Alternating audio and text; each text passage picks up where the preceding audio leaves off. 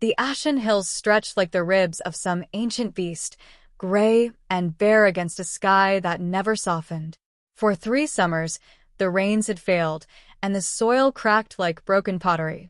The fields yielded little more than shriveled stalks, and the river that once sang through the valley now whispered weakly, its stones showing more bone than water. The villagers of Ashen Hills had grown thin, their eyes shadowed with hunger and worry. Yet still they clung to the land, bound not only by need but by stories, stories that said the mountains themselves held secrets, and that fire once lived in the stones. In this hard place lived a girl named Luma. She was neither the eldest nor the most powerful in her family, but she carried a kind of brightness that the drought could not dim. Her hands were quick, her step sure, and even in scarcity, she found ways to share. When she went to the dry fields, others returned with a few twisted roots, but she seemed to return with more: berries from bramble patches, mushrooms that clung stubbornly to shaded rocks, even a handful of herbs that no one else thought to search for. Some whispered she was blessed by the old spirits of the mountain. Others muttered that such luck could not be natural.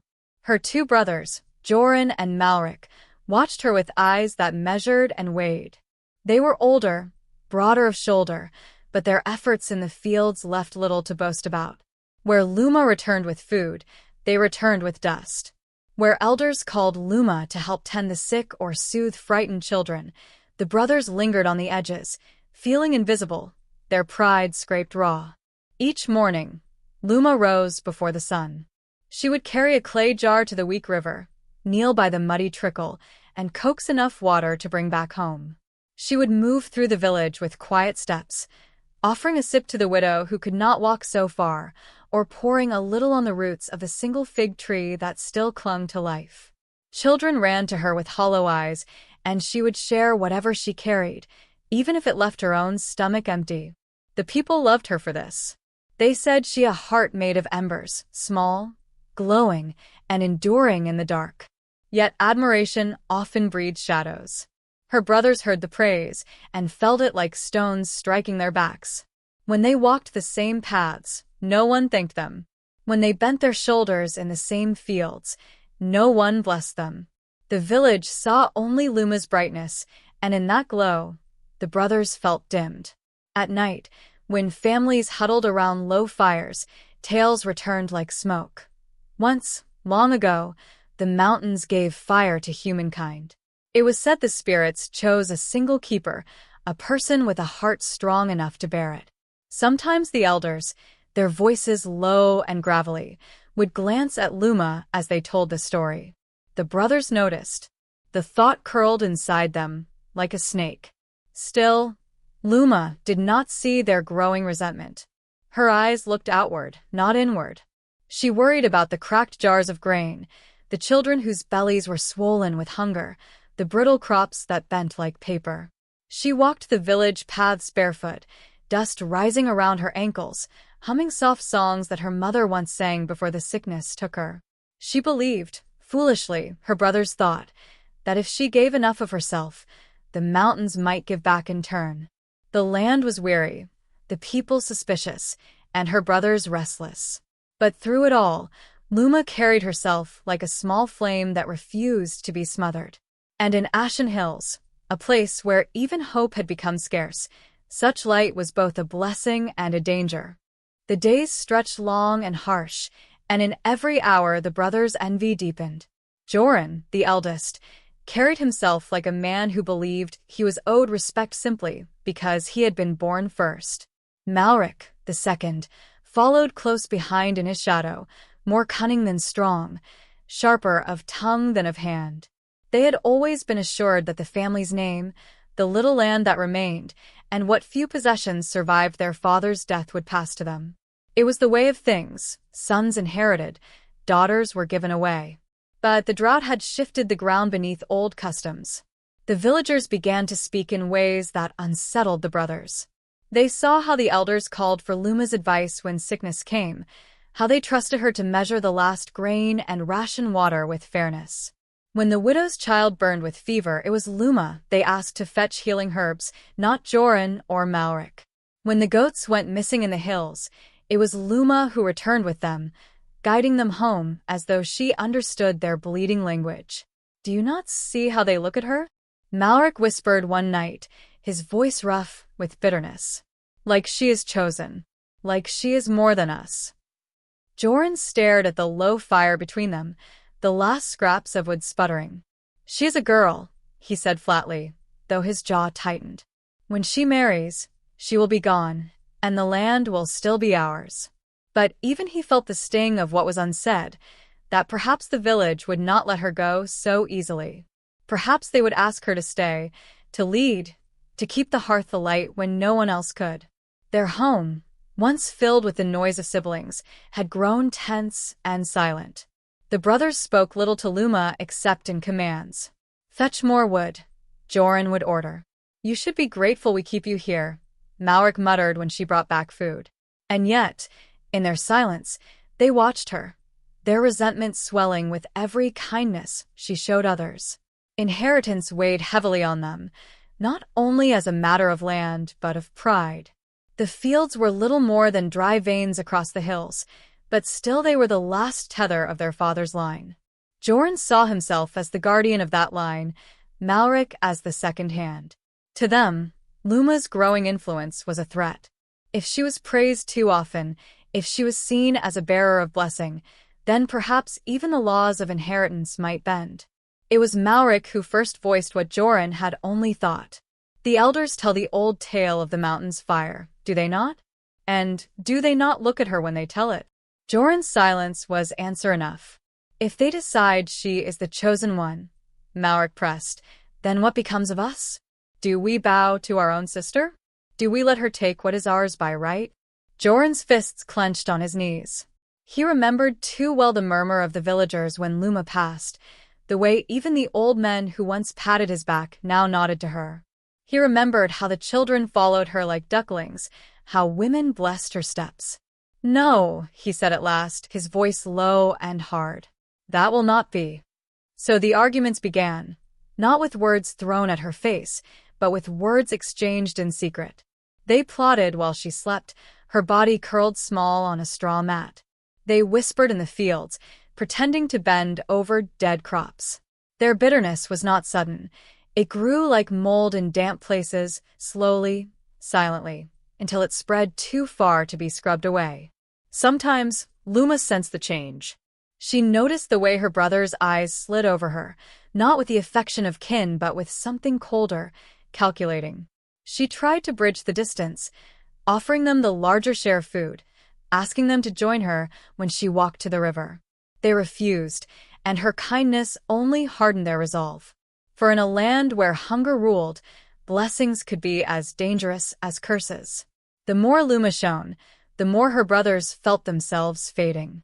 And pride, once wounded, is quick to turn cruel. The Festival of Embers came each year when the summer's end should have brought relief, though in the years of drought it brought only aching reminders of what had been lost. Still, the people clung to it, as if their devotion might coax the heavens into pity. On the eve of the festival, villagers gathered what little wood they could spare, binding sticks and branches with strips of cloth. Old songs were hummed in low voices, songs that once praised bounty, but now sounded like laments. The fire was meant to be a promise, that no matter how poor the harvest, the hearth of Ashen Hills would not go dark. Families carried small flames from the communal pyre back to their homes, each household responsible for keeping its fire alive through the long night. If the flame endured, it was taken as a sign of endurance, of hope. But the wood was poor, the wind unkind, and in most houses the embers died before dawn. Except in Luma's. Her small clay hearth glowed steady and strong when morning came. While others stumbled into the square clutching cold ashes, she arrived with a pot balanced in her arms, its fire dancing bright and alive. A murmur rose among the villagers as they saw it. "The spirits favor her," one old woman whispered. "Even the flame knows her hand," said another. Children crowded close, their eyes wide at the stubborn glow. The elders lifted their voices in gratitude, declaring that her fire would relight the communal hearth for the new season. Luma, humbled and a little afraid, bowed her head. She had done nothing extraordinary, only tended the flame with patience, shielding it with her body when the winds howled. But to the villagers, it was more than enough. That night, the square filled again. What little grain remained was ground into coarse bread. A few gourds of sour wine were poured. Families danced in circles around the rekindled fire, their bodies thin but their movements fierce, as if stamping the earth could summon plenty. Drums made from stretched goat hide echoed against the hills, and voices rose in cracked, joyful cries. Luma was called forward. The elders draped her in a shawl dyed with faded red and crowned her with brittle reeds. She carried a torch from her hearth to light the great bonfire. As the flames leapt high, the people shouted her name. For a moment, the drought, the hunger, the fear, all were forgotten in the blaze of her gift. But not by her brothers. Joran stood near the edge of the crowd, his arms crossed, his face hard as stone. Malric lingered beside him, his lips curled in a smile that was not joy. Every cheer for Luma was a blow to them. Every blessing she received a reminder of their own invisibility. They had carried wood too, had danced too, but no one called their names. No one praised their strength. She makes us small, Malric muttered, his words nearly lost in the drumming. Look at them. They would kneel to her if she asked. She shames us, Joran said. His eyes burned hotter than the fire itself. Even as men, we are nothing next to her. They drank their bitterness like wine, letting it thicken their tongues, letting it coil around their thoughts. When Luma glanced toward them, hoping to see shared pride, she met only cold stares. A flicker of hurt crossed her face, quickly hidden. She returned to the circle of villagers, smiling faintly, though her heart twisted. The night wore on. Children laughed as sparks flew skyward like tiny stars. Women clapped their hands to the rhythm of the drums, and men stamped their feet on the cracked ground until dust rose. Luma danced too, her reed crown slipping, her laughter soft but real. She felt, for a moment, that perhaps the mountain spirits had not abandoned them after all. But in the shadows, her brother's jealousy calcified into something darker. The festival had not softened them, it had humiliated them, pressing her light against their emptiness. As the last songs faded and the villagers drifted back to their homes, Joran and Malric stood apart, their eyes fixed on the fire that still burned in Luma's hands. They did not speak, but the same thought lay between them, heavy and undeniable. Something would have to be done. The festival had barely faded from memory when Joran and Malric set their plan into motion. They waited, letting the village slip back into its rhythm of hunger and toil, waiting until suspicion would be least. Luma still moved through the days as she always had, carrying water, soothing the sick, offering quiet words of hope. If she sensed the deeper glances of her brothers, she gave no voice to her unease. Perhaps she thought blood was too strong a bond to break. Perhaps she believed her kindness could yet soften their hearts. One evening, as the sky bruised with the purple of coming night, Joran came to her. His voice carried a heaviness that seemed almost earnest. "Sister," he said, "we have heard whispers of sacred wood in the high mountains. The elders say it burns longer than any other, and that it might help the village through the winter." Malric leaned on his staff, his expression practiced. "We thought you should come with us. Your fire burns best of all. If you are the one to carry this wood home, the people will surely be blessed." Luma hesitated. The path into the mountains was steep, treacherous, and few traveled there. But she could not refuse if there was a chance to help her people. She nodded softly. "Then let us go while there is light enough to climb." The three set out together. Their figures stretched long across the dust as the sun sank behind the ridges. Luma carried a small basket and a clay jar of water, her steps light despite the rough path. The brothers walked heavier, their silence thick. When she tried to speak of small things, the goats grazing by the lower slopes, the way the wind carried the scent of dry sage, neither answered. At last they came to a place where the rock walls rose like jagged teeth. A narrow opening yawned at the base, a cave whose breath was cold and damp. Joran stopped there, resting a hand on the stone. "The wood lies within," he said. Luma peered into the darkness. "I see no trees here," she murmured, puzzled. Deeper inside, Malric urged, his smile thin. "Go, sister. You will find it." Trusting them, she stepped forward. The cool air curled around her skin, and her footsteps echoed faintly against the stone. She took only a few paces before the sound behind her changed, the scrape of rock, the grunt of effort. She turned quickly, but too late. Joran and Malric pushed with all their strength, rolling a slab of stone into place. The cave mouth narrowed, then closed, cutting off the last light of dusk. Dust rose in her throat as she cried out, slamming her hands against the barrier. "Brothers, what are you doing?" Her voice rang against the stone, carrying into the hills, but no answer came. Only the dull thud of their footsteps retreating. Panic rose in her chest. She pounded until her palms stung, begged until her throat burned, but the rock did not move, and the echo of her pleas returned to her like mockery. Outside, Joran wiped sweat from his brow. Malric's face was pale but resolute. "It is done," he said, though his voice trembled. "She will be forgotten," Joran muttered. "The village will believe she wandered too far, or that the spirits took her. Better this than letting her steal what is ours." They turned their backs on the mountain as the last light faded, leaving their sister to the silence and the dark. When night fell fully, the village wondered at her absence. Children asked where she had gone. Elders frowned, their brows furrowed. But no answer came, and in time whispers grew. Perhaps she had gone seeking the spirits. Perhaps the drought had claimed her in some hidden place. Her brothers bowed their heads solemnly, speaking no word of truth. And so the village believed she had vanished, swallowed by the hills. Her name became a hushed lament, while in the cold cave her cries echoed on, unheard by any ear but the stone itself. Darkness swallowed her whole.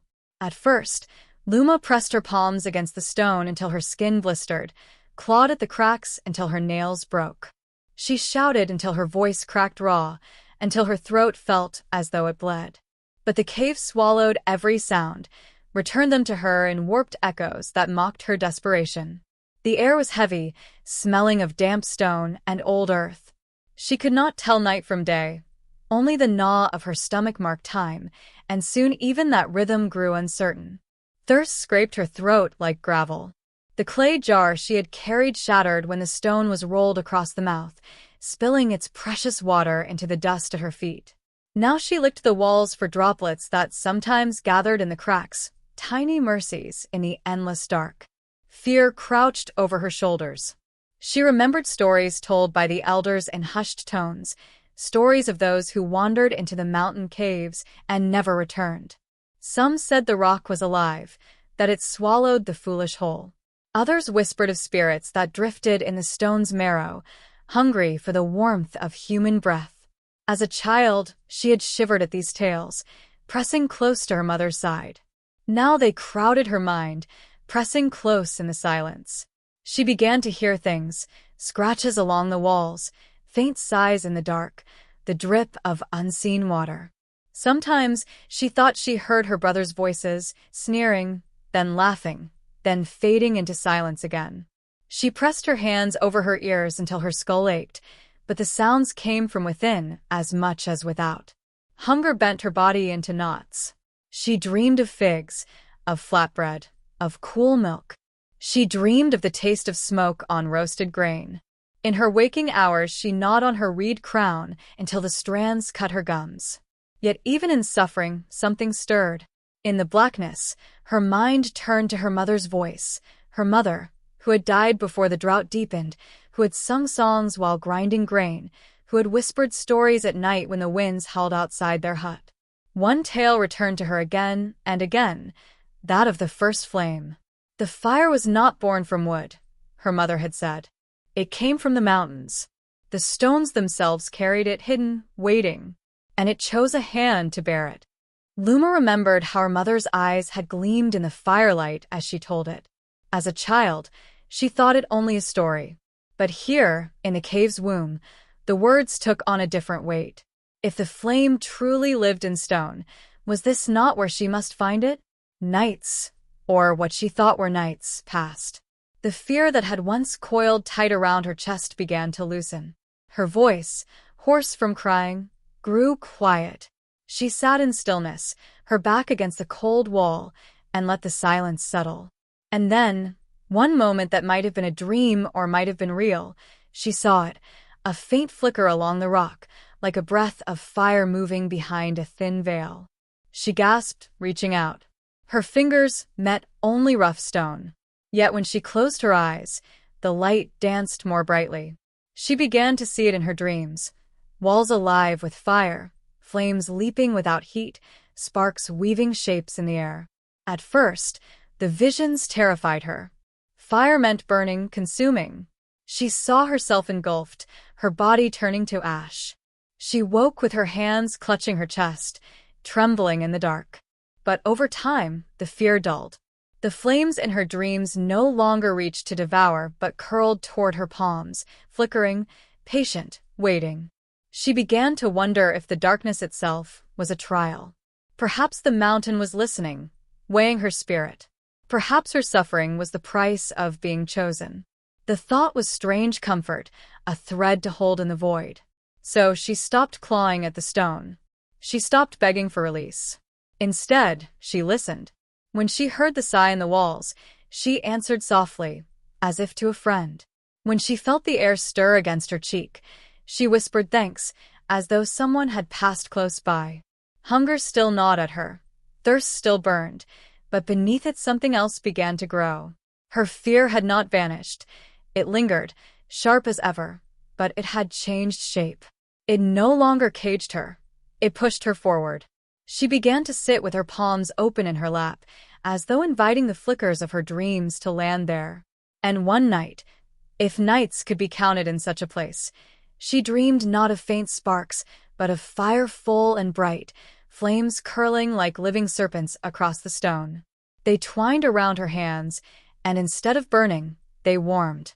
She woke with her palms tingling, the sensations so real that she stared into the dark, half expecting to see them glowing.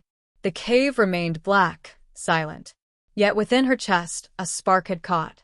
At first the flickers came as dreams, but soon they bled into waking.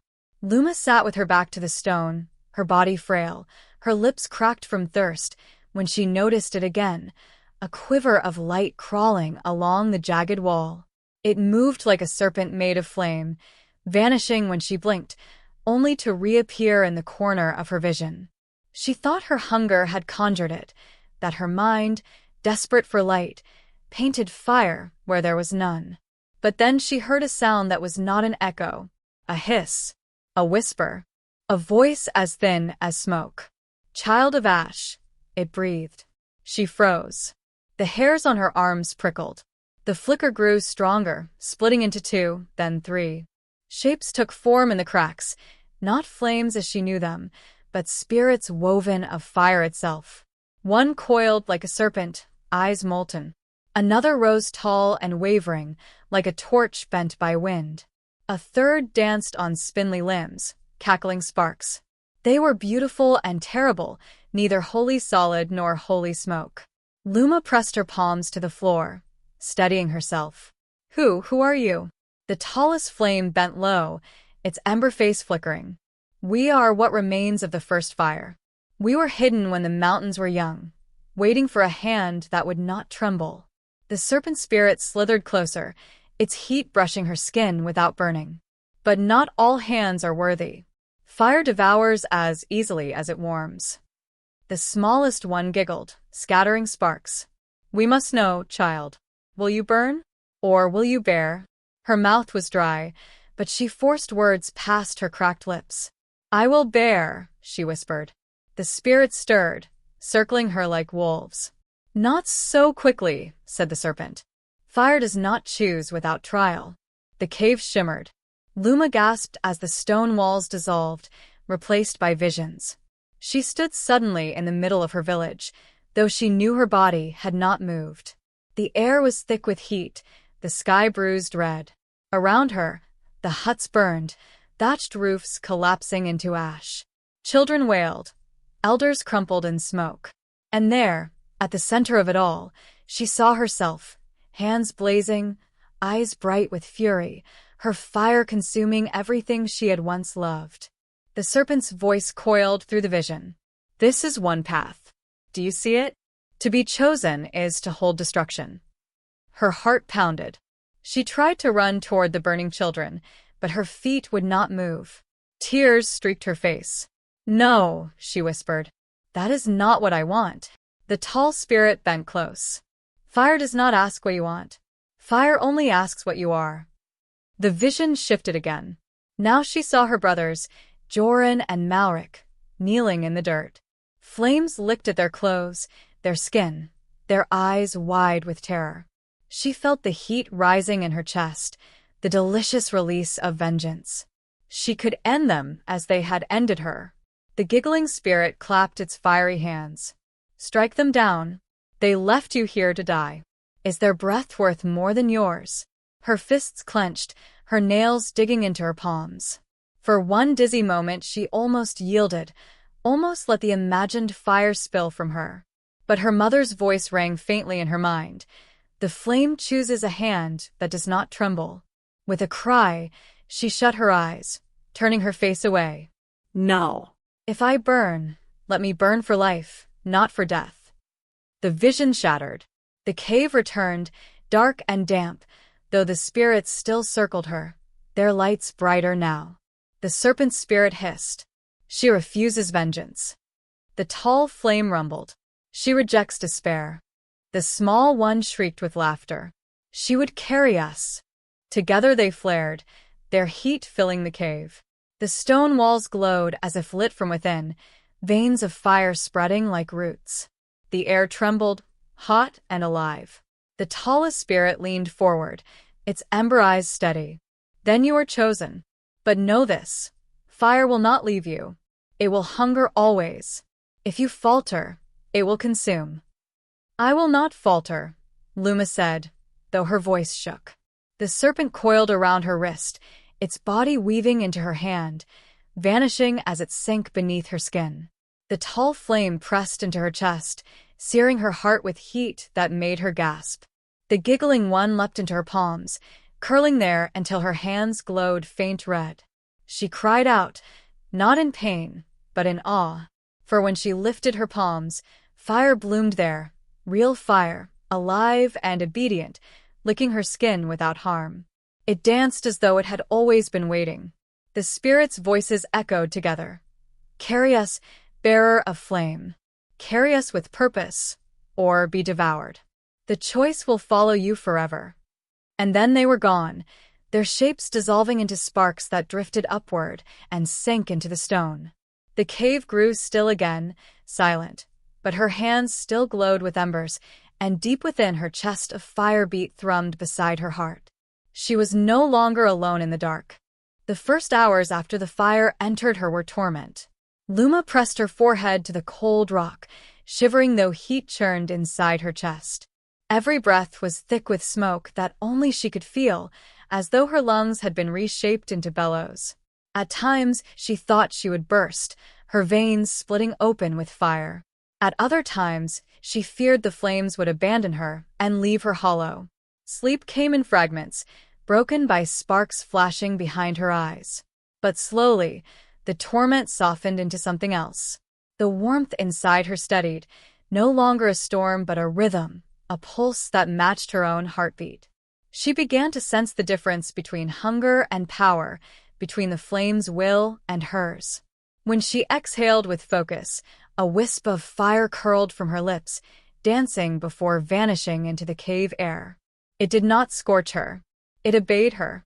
At first, she dared not move much, terrified that a wrong gesture would bring the ceiling down in molten ruin. She sat for hours, cupping her hands, feeling the heat collect there like water in a basin. A spark flickered.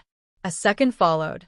Then, with a gasp, a small steady flame bloomed in her palm, glowing orange and gold.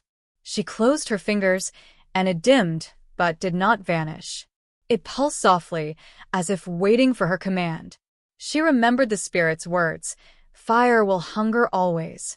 Carry it with purpose, or be devoured." so she began to practice. At first, it was clumsy, like a child fumbling with a new instrument. The fire sputtered when her thoughts wandered. It flared too strong when her anger spiked. Once, in frustration, she screamed and the flame burst from her hand, striking the cave wall and scattering sparks across the stone. She stumbled back, her heart racing, but then she saw something remarkable. The scorched rock bore no wound. Instead, faint glowing lines spread across the surface, as though the cave itself welcomed the fire. It encouraged her. She tried again, this time guiding her breath, steady and slow. She imagined the fire as part of her body, not an intruder, but a new limb, a new voice. And slowly, the flame obeyed. She shaped it first into a line, thin as a thread, then into a circle, hovering above her hand. Her concentration shook, and the circle collapsed into smoke, but she laughed, a real laugh, the first since her imprisonment. Days blurred into nights, though she could no longer tell which was which. Hunger gnawed at her, thirst parched her, but the fire sustained her in ways she did not understand. When her body weakened, she warmed herself with its glow. When her mind faltered, she listened for the spirit's echo, faint but guiding, reminding her that despair was poison. Soon, the darkness of the cave ceased to frighten her. Where once she huddled in terror, now she walked with flame cupped in her palm, casting long shadows that danced along the walls. She traced the shapes of the cracks, finding paths she had never noticed. She carved her story in fire smoke, painting lines and spirals against the stone until the cave itself seemed alive. One night, if it was truly night, she stretched out her hands and called the fire without fear. It flared, brighter than ever before, washing the chamber in gold. Her skin glowed with it, her eyes reflecting its dance. For a moment, she looked at her own hands and hardly knew them. These were not the hands of the girl who had gathered water, who had bowed under her brother's cruelty, who had been sealed away to die. These were hands remade, strong, unafraid, bearing fire as if it had always belonged there. She whispered to herself, voice trembling but certain, "My suffering has become my strength." The cave answered with silence, but she felt the truth pulse within her chest. She was no longer the abandoned sister, the frail daughter, the sacrifice left to rot in stone. She was something else, someone who could walk out of darkness with fire at her fingertips. And though the mountain stones still held her captive, she knew it was only a matter of time. For the first time since the trap closed around her, she felt no fear, only readiness. At first, Luma thought it was another dream. The cave that had been her prison groaned deep within its belly, a low rumble that shook dust from the ceiling and set her fire flames quivering in her palms. She pressed her ear to the stone wall and felt it, movement, as though the mountain itself was stirring from centuries of slumber. She stepped back, heart pounding, clutching the fire tighter, uncertain if she had called this forth or if the spirits had chosen their own moment. A crack split the wall. A thin seam of light appeared, silver as moonwater. She gasped and stumbled toward it. For so long, her world had been firelight against darkness, the echo of her own voice against stone. Now she saw the shimmer of stars, faint but real, bleeding through a widening gap. The cave mouth shuddered, groaned, and then split apart with a thunderous roar, spilling the cool air of night across her skin. She stepped out barefoot onto the mountain slope. The ground was cold, rough against her soles, but she hardly noticed. Overhead, the sky yawned wide, scattered with stars that seemed brighter than she remembered, and the moon hung like a pale coin, watching. She held her palms open, and fire flickered obediently, licking the air without smoke, without consuming her. For a moment she stood still, breathing the freedom, tears cutting down her cheeks. Then resolve returned, steady as the flame. She began her descent. The path down to Ashen Hills was silent, save for the crunch of stone underfoot and the occasional hiss of fire that rose when her concentration wavered. By the time she reached the village edge, the hour was deep, when even dogs slept and the watchfires were little more than glowing ash. But the flame in her hands cast light enough, and it did not go unnoticed. A shepherd boy, restless in his bed, caught sight of her first. He rubbed his eyes, thinking he dreamed, but when she drew nearer, he saw the fire dancing in her hands, steady as breath, and terror rooted him where he stood. He shouted. Doors opened. Villagers poured into the narrow lanes, blinking in the strange light. Their faces were worn from drought, hollow with suspicion, and now they turned pale in awe and fear. "It is Luma," someone cried, disbelief sharp in their voice. "No, it cannot be. She was taken. She was gone." Yet there she was, walking with slow, unhurried steps, fire glowing in her palms. The flames lit her face, which bore the lines of suffering but also something more, something fierce, untouchable, otherworldly. Her eyes reflected the fire as if she had been born of it. Children clutched their mother's skirts. Men crossed themselves in the old way, warding against spirits. The elders whispered among themselves, voices quivering. The mountain has given her back. The fire has chosen her. Luma did not speak at first. She let the silence hang heavy, broken only by the crackle of her flames. She looked at the people she had once served with kindness, who had whispered when she vanished, who had mourned her only briefly. She searched their faces and saw awe, yes, but also fear, the kind reserved for storms, for plagues, for gods who walk among mortals. "She carries fire with bare hands," one man muttered, his eyes wide. "That is not the work of any woman." But another woman, one who remembered the times Luma had brought water to her sick child, whispered fiercely, "It is her, and she is blessed." The murmurs spread. Fear and reverence tangled together, twisting through the crowd.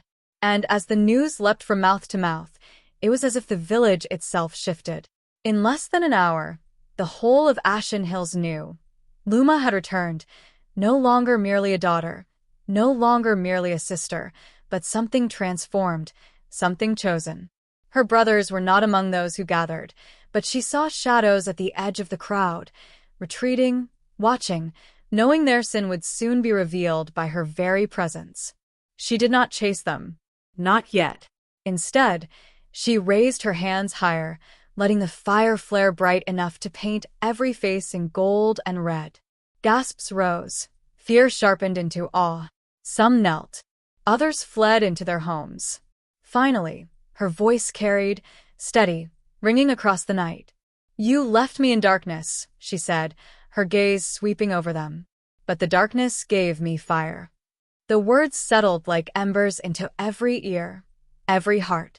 And as the villagers stared, torn between worship and dread, Luma stood beneath the moon, fire in her hands, no longer hidden, no longer broken.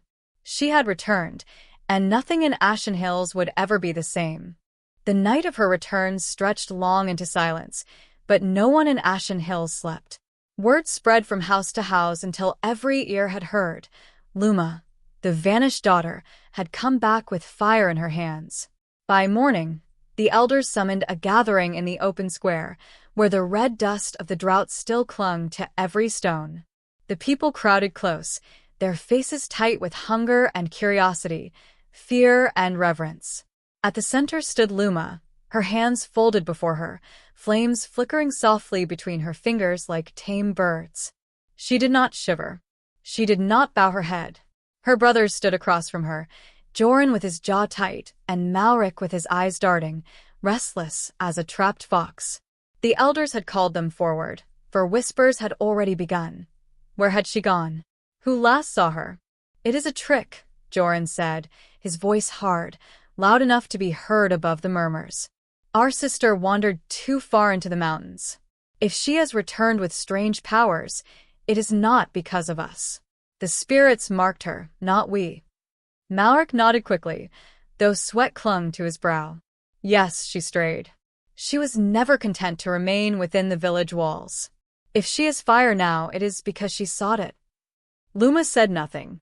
She only lifted her hands slightly, and the flames within them brightened. The crowd hushed, drawn as though by unseen strings. Her gaze fixed upon her brothers, steady, unblinking. "You speak lies," she said at last, her voice calm, even gentle. "And fire does not suffer lies." As the words left her lips, the flames in her palms flared, casting long shadows that swallowed the ground around them. The air thickened with heat, the scent of smoke curling though no wood burned. Joran shifted uneasily, but forced a sneer. "Tricks," he spat. "Parlor tricks to frighten fools." But the fire responded. It leapt suddenly from Luma's hands to the dust at their feet, burning without consuming, shaping itself into a glowing ring around the brothers. Gasps rippled through the crowd. Joran and Malric flinched back, their bravado cracking. The flames hissed and swirled, and within them shapes formed, shadows of memory painted in firelight. The villagers watched, wide-eyed, as the scene unfolded, Joran and Malric heaving the stone across a cave mouth, their sisters' cries muffled within. The fire painted every detail with cruel clarity, the strain of their arms, the set of their faces, the final silence after they walked away. "No," Malric cried, stumbling back as though he could erase the vision. "It is false." But the fire did not lie. It showed again, harsher this time, their whispers as they returned to the village, the way they bowed their heads and pretended grief. The ground itself seemed to tremble beneath the weight of their deception. The villagers' voices rose, angry, disbelieving, outraged. Mothers pulled their children close, elders shook their heads in sorrow, young men muttered of justice. One voice rang clear. They betrayed their own blood. Joran's composure shattered. "She was favored above us all," he shouted, wild-eyed. "She would have stolen everything, our inheritance, our place among the people. We did what we had to do." The fire answered with a sudden roar, sparks leaping high as if in judgment. The circle around them tightened, scorching the dust black. Neither brother was touched, but the heat pressed against their skin. Blistering, undeniable. Malric fell to his knees, sobbing. "Forgive us," he cried, reaching toward Luma though the flames forced him back. "We were blinded. We were cruel. Forgive us." But Joran stood rigid, his fists clenched, his face twisted with defiance. "You think yourself a goddess because the mountain gave you fire? You are still only a girl. I will not bow." Luma's eyes glimmered, sorrow deeper than anger. "The fire does not ask for bows," she said softly. "It asks for truth. And the truth has spoken." At her words, the flames surged one last time, then fell still, leaving only scorched earth where the brothers stood.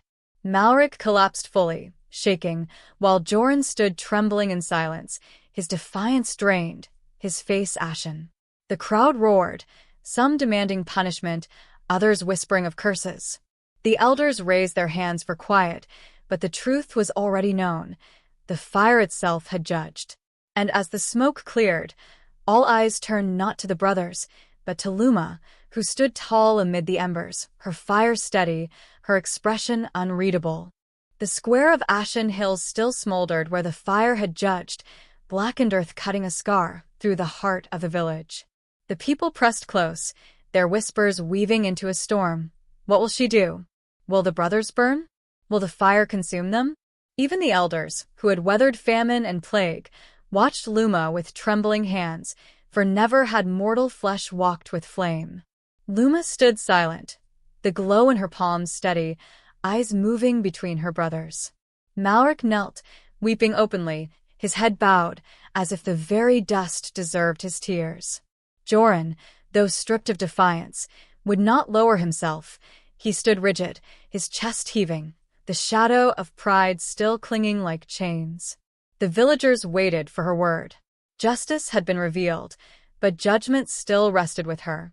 At last, Luma spoke. Her voice carried without force, clear as bell metal in the morning air. "The fire gave me truth," she said, "but has not given me cruelty."